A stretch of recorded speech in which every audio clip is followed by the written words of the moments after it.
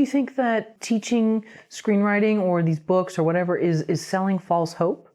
So that's one criticism of some of what we've seen, and I don't see why that would be selling false hope if that's something someone enjoys and they love the process of creating. Okay, I love this because I believe that my job as a writing teacher is to facilitate writers in finding the story that lives within them and stay out of the result. In other words, when you get into the result, that's when you get tripped up. That's when you don't really write from your heart. That's when you don't write something that's actually going to be meaningful to other people. And so I always think of writing as a two-tiered process. The first tier is you have to write it for yourself.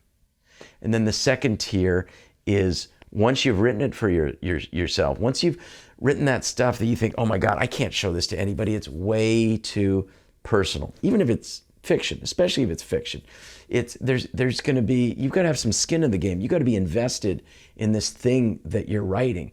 You've got to let go of this idea that is it going to sell? We can't, I remember when I wrote my first novel, I woke up one day and I was like, I've been writing for a long time. I was making a living as a stand-up comic, but I've been writing for a long time and I hadn't sold anything.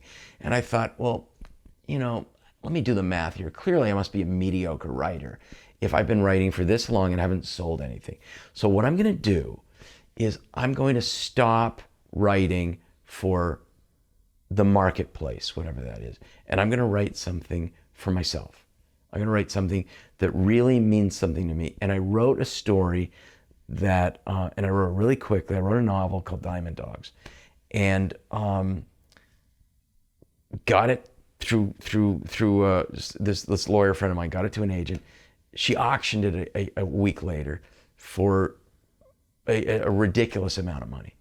And then it became a bestseller, and it won a bunch of awards, and it was the first time I realized that I don't know anything, and when I try and that's why I say my idea of my story is never the whole story. My idea of who's going to like this or who's going to like that is I can't control the result. None of us have any control over the result, but what we do have control over is understanding that we're all unique. We all have something valuable to say. And I really believe that as a writer and as a writing teacher.